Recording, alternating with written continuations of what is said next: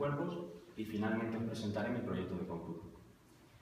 El problema más general que pretendemos resolver numéricamente consiste en un sistema explícito de m ecuaciones diferenciales de primer orden, donde x es la variable independiente e y es la variable dependiente de x.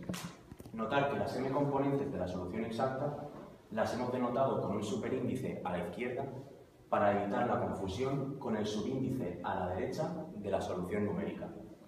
La solución numérica es una secuencia de valores y sub n que aproximan a la solución exacta en x sub n. El método más simple de todos es el método de Euler, cuya fórmula general está aquí. Se trata de un método de un paso lineal en i sub n y f, sin embargo presenta un inconveniente, y es que para lograr buenas aproximaciones numéricas es necesario reducir lo suficiente el tamaño del paso. En efecto, los errores locales son del orden de h², luego el método es de tan solo orden 1. Lo que queremos son construir métodos de un paso con precisión de orden mucho mayor y que proporcionen soluciones convergentes. Modificaciones del método de Euler dan lugar a métodos mucho más precisos, como lo son el método del punto medio y el método de Euler modificado. Aquí están sus fórmulas generales. Estos dos métodos son de segundo orden, de un paso también, y fueron propuestos por Runge en el año 1895. En el 1900, Heun dio una descripción totalmente detallada de los métodos de orden 3, Ekuta en el 1901 de los métodos de orden 4 y Nystrom en el 1925 de los métodos de orden 5. En los primeros días de los métodos de Runge-Kutta, el objetivo parecía ser encontrar métodos de orden cada vez mayor. Sin embargo, más tarde parecía que el objetivo era encontrar métodos que resultaran óptimos en términos de error local de truncamiento y así poder hallar estimadores del error de gran eficiencia en estos métodos de Runge-Kutta. La definición más general de un método de Runge-Kutta de S etapas viene definida como sigue. Se trata de un método de un paso y los S coeficientes K sub i vienen definidos de la siguiente manera. Los coeficientes b sub i se trata de los pesos externos de la fórmula y los coeficientes a sub ij y c sub i son los pesos internos. Vamos a denotar como la función phi sub f a este sumatorio de los b sub i por los k sub i y vamos a decir que un método de Runge-Kutta es convergente si y solo si es consistente y verifica la condición de la raíz. Pero la condición de la raíz la verifica cualquier método de Runge-Kutta, puesto que, al tratarse de un polinomio, de un método de un paso, el polinomio característico asociado al método sería x menos 1, cuyas raíces es 1, tiene módulo 1 y es simple. Por lo tanto, hablar de un método de Runge-Kutta convergente se traduce en hablar de un método de Runge-Kutta consistente. Y hablar de la consistencia es que verifique esta ecuación de aquí. Y esto se cumple si y solo si el sumatorio en i de los b sub i es igual a 1. Recogemos todos estos coeficientes en la famosa tabla de Batcher para un método general de Runge-Kutta. Vamos a suponer que las S componentes del vector S dimensional C es suma por filas de la matriz A. Sin embargo, en este trabajo nos hemos centrado únicamente en los métodos de Runge-Kutta explícitos. Y la modificación que tiene la tabla de Batcher es que la matriz A es estrictamente triangular inferior y la primera componente del vector C es nula. Pasamos a ver unos ejemplos de cómo colocar tanto los pesos externos como los pesos internos de la fórmula con el método del punto medio en la tabla de Batcher. Colocamos los pesos externos, luego los pesos internos y los A y J. Y notar que como la matriz A es estrictamente triangular inferior, el método del punto medio es un método explícito. Y con el método de Euler modificado hacemos exactamente lo mismo. Pesos externos, los Cis y los A sub i J. El error local de truncación cometido por un método de Runge-Kutta en el paso n más 1 ésimo básicamente es la diferencia entre la solución exacta evaluada en el punto xn más 1 menos la solución proporcionada por el método de Runge-Kutta, bajo el supuesto de que conocemos la solución en todos los puntos anteriores al paso n más 1 ésimo. Además, si p es el mayor entero tal que el error es proporcional a una potencia p más 1 de h, decimos que el método de Runge-Kutta tiene orden p. Y a través del teorema 1 nos da una cota al orden del método de Runge-Kutta de S etapas, y es que no puede tener orden mayor que S. En la siguiente tabla recogemos una relación entre el orden y el mínimo número de etapas de un método de runge-kutta. Podemos observar como entre 1 y 4 sí que existe un método de P etapas y orden P. Sin embargo, a partir de P igual a 5 no existe un método de runge-kutta de P etapas y orden P.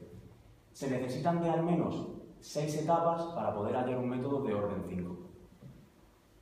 En la siguiente tabla recogemos algunas contribuciones de varios autores que relacionan las etapas con el orden del método. Cabe destacar a los que he mencionado al principio, como lo son Geum, Kutta y Nystrom, y también Batcher y Werner, por ejemplo.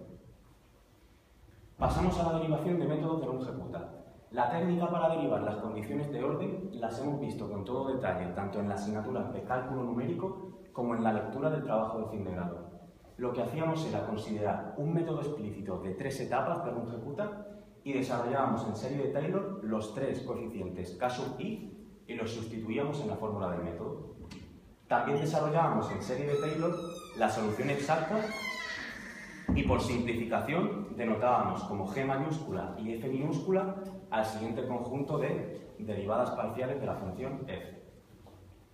El método es de una etapa haciendo B2 y B3 igual a 0, con lo que el método nos quedaría de la siguiente manera, y alcanzamos orden 1 con un método de runge-kutta de una etapa, comparando, haciendo B1 igual a 1, y esto lo hemos hecho comparando con el desarrollo de Taylor de la solución exacta. Este método es el famoso método de Euler explícito. Ahora bien, para alcanzar segundo orden con un método de runge-kutta de 2 etapas, lo que hacemos es B3 igual a 0, y resolviendo el siguiente sistema de 2 ecuaciones con 3 incógnitas, entre sus infinitas soluciones, tenemos el método de punto medio, el método de Euler modificado, que ya lo he presentado al principio, y el método de Eun, cuya tabla de Batcher y cuya fórmula general vienen presentadas aquí abajo.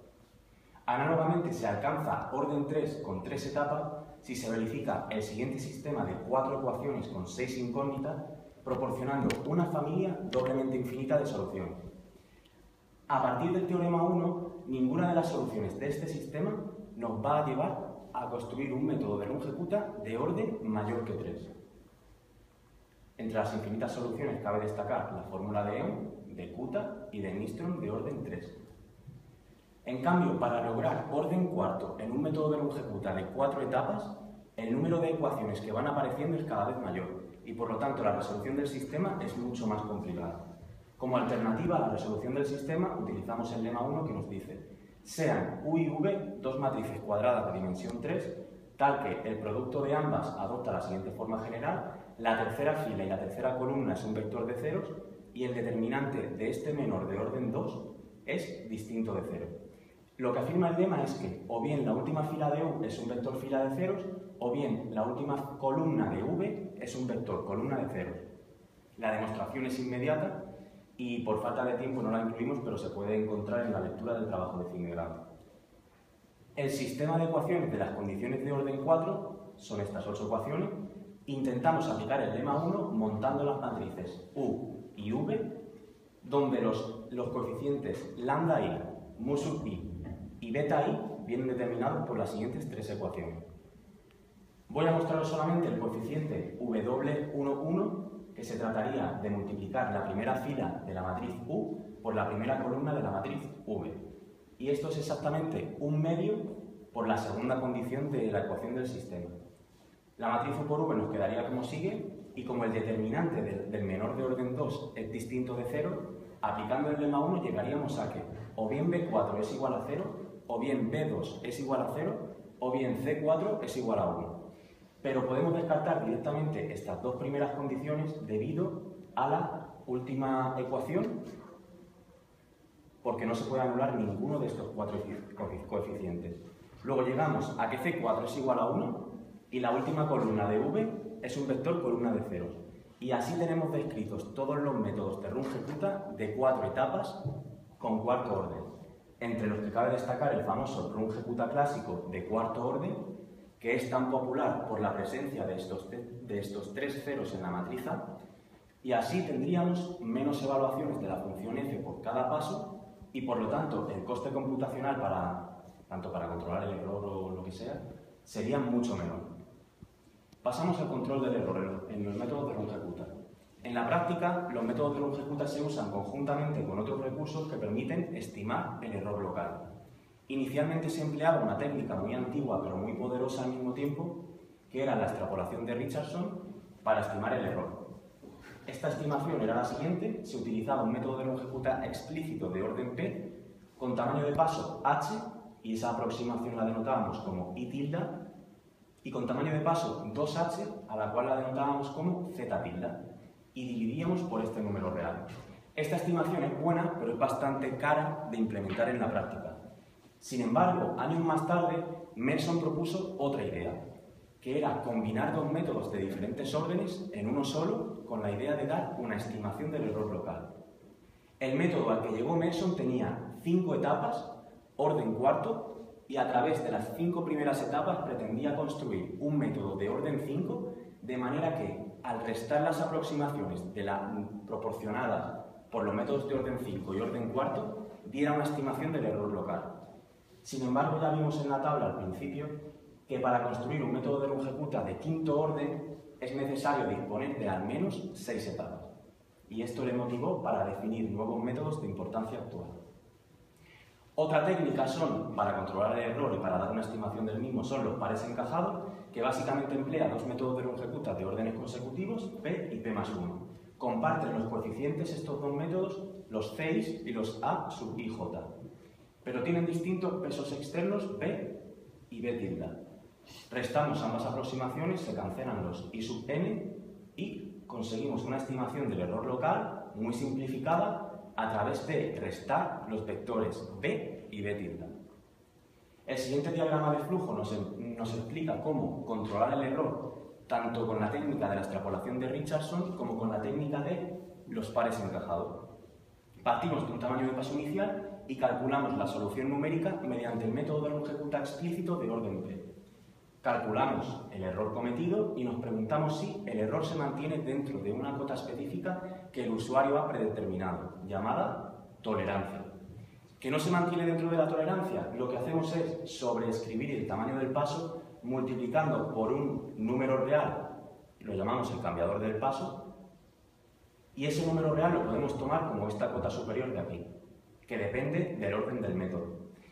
Que el error se mantiene dentro de la tolerancia, lo siguiente que nos preguntamos es, el siguiente punto en la malla, ¿cubre la totalidad del intervalo? Si la cubre, hemos terminado. Y si no cubre la totalidad del intervalo, avanzamos un paso en la integración numérica, calculando un nuevo tamaño de paso multiplicando por dicho cambiador del paso. Cabe destacar entre los métodos de pares encajados el método de longecuta-Felber, que trata de estimar el error local cometido por el método de orden 4 a partir del método de orden 5. También el método de Dorman and Primes, computacionalmente conocido como DOPRI, es un método 4-5 también. Sin embargo, la matriz A presenta una característica de especial interés, y es que observar que la última fila de la matriz A es idéntica al vector B tilde correspondiente al método de orden 5. ¿Qué quiere decir esto? Que en realidad el método de DOPRI no tiene 7 etapas, sino que tiene 6, puesto que el coeficiente K7 calculado con el método de orden 4 nos sirve en el paso de x sub n a x sub n más 1 para el cómputo del coeficiente k sub 1 del método de orden 5, como podéis observar aquí. Cabe también destacar el método de longecuta-Verne, que con el método de orden 6 trata de estimar el error local cometido por el método de orden 5. Pasamos ahora a la aplicación del problema. Se trata del problema restringido de los 3 cuerpos. Este problema determina las posiciones y velocidades en cualquier instante de 3 cuerpos sometidos a la fuerza gravitacional que se crea entre ellos.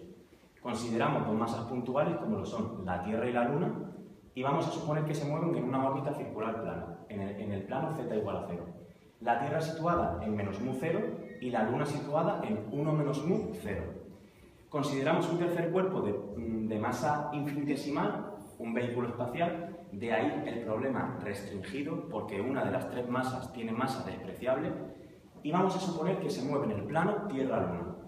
Las coordenadas X y del vehículo espacial verifican el siguiente sistema de ecuaciones diferenciales de orden 2 con condiciones iniciales dadas sobre el siguiente intervalo. Cabe destacar que pequeños errores introducidos en las condiciones iniciales del sistema dispararían por completo las trayectorias obtenidas del problema. Este problema es un buen test para mostrar la eficiencia del método de los pares encajados. Cabe notar que hemos utilizado el método de Dopy con solamente 75 pasos para describir la órbita periódica más exacta, denominada de la familia de Arenstorff. Seguidamente hemos aplicado el método de Runge-Kutta clásico de cuarto orden con 6.000 pasos, y esta trayectoria se aproxima lo suficiente a la trayectoria obtenida con el método de Dopy.